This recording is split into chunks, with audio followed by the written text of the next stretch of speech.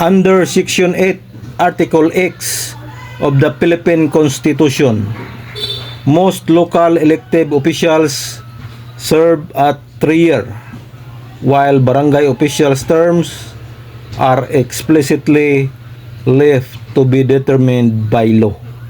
Ito po ang naging dahilan. Ito po ang naging basihan.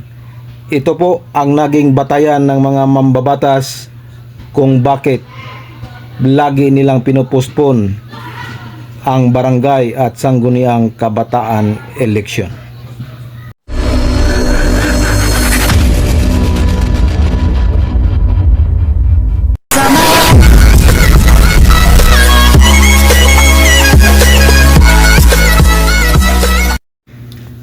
Hello, good morning mga kapobre. Isang mapagpalang araw po sa ating lahat.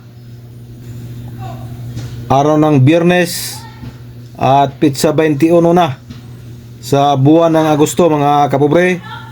Welcome back sa ating munting channel, Cap John Official.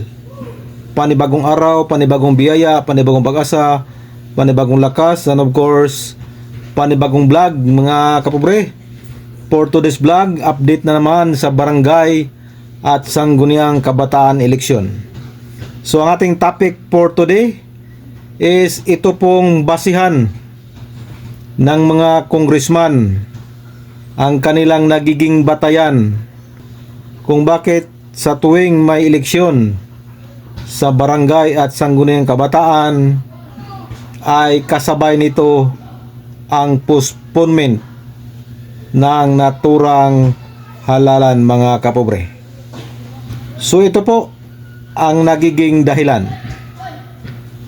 Under Section 8, Article X of the Philippine Constitution provides most local elected officials serve at 3-year, while barangay officials' terms are explicitly left to be determined by law.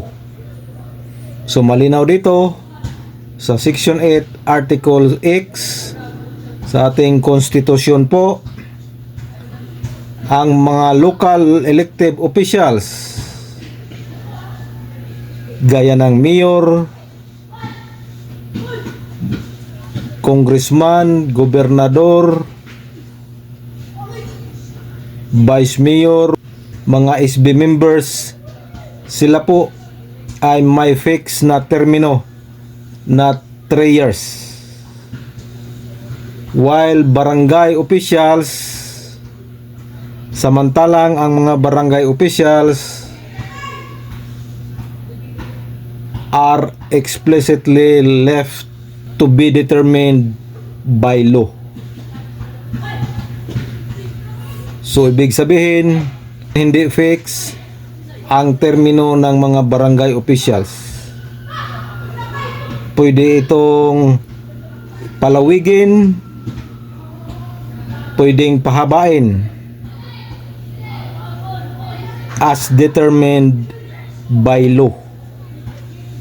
So yan po ang nagiging batayan ng mga congressman, ng mga mambabatas kung bakit lagi nilang pinopostpone ang barangay at SK election. So yan po ay nandyan sa ating konstitusyon. Pero kung ating susumahin itong Section 8 Article X, wala pong nakalagay ditong postponement, kundi malinaw po na termino po ang pinag-uusapan dito. Term sa local congressman, gobernador, mayor, 3 years ang termino. Ang termino ng mga barangay officials, although ang nakagawian natin ay 3 years din, pero pwede po itong palawigin or pahabain ayon dito sa konstitusyon as determined by law. So malinaw na hindi po sakop dito ang postponement. Ang nasa saklaw dito ay term fixing. Kaya yung nagpapile ng term fixing sa Kongreso at Senado, yun po ang legit. Yun po ang nakalagay sa konstitusyon. Pero itong postponement po ay wala po dyan sa konstitusyon. Kaya nga sa naunang desisyon ng Korte Suprema sa Makalintal case, nandoon po sinasabi ng Korte Suprema na bawal pong mag-postpone. Subalit pwede pong magpalawig ng termino. So malinaw po dito mga kapobre. Yan po ay nakalagay sa ating konstitusyon. Pwedeng pahabain ang termino, palawigin, pero bawal na bawal pong i-postpone. Medyo nakakalito mga kapobre. Dahil po pag i-extend mo yung term, matik may nangyaring postponement. Kaya medyo nakakalito mga kapobre. Dahil hindi naman tayo abogado, pero marunong din tayong umintindi kung ano man ang nakasaad sa ating konstitusyon. Term fixing, magkakaroon na ng deliberasyon dyan. Dahil pasado na sa first reading ang panungkalang batas na pagpapalawig sa termino ng mga barangay at SK officials, nandun na sa Kongreso at Senado. So dadaan na yan, papunta na yan sa Committee on Local Government. So posible pong maipasa ito mga kapobre. Posible po itong magiging ganap na batas dahil nga term fixing. Pero pagdidibatihan ba to, magkaroon ito ng petisyon. Sigurado ako may magpetisyon dito. Dahil dito sa Section 8 Article X, kailangan ito ng masusing deliberasyon, opinyon ng mga batikang abogado. Sinasabi ng Korte Suprema na bawal mag-postpone ng eleksyon, pero okay ang pag-fix ng termino, extend. Pero kung tutusin ang essence, inulit-ulit natin yan, ang essence ng pag-fix ng termino ay walang iba po ay pagpo-postpone. So ganun yan, pag isipin natin ng mabuti, postponement din ang kalalabasan yan.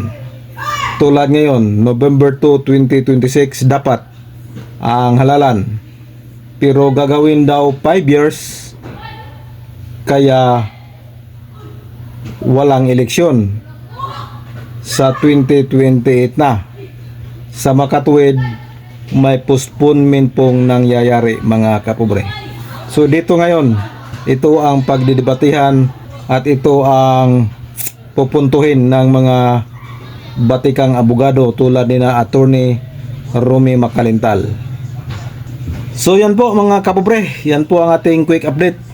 Ang highlights natin sa bidyong ito ay ito pong Section 8 Article X of the Philippine Constitution.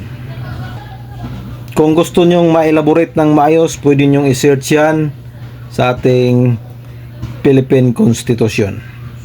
So this is your Cap John Official. Please support, please subscribe. At sa mga nakasubscribe at sa mga nanood at sa mga walang sawang nanonood sa ating mga content, maraming salamat po.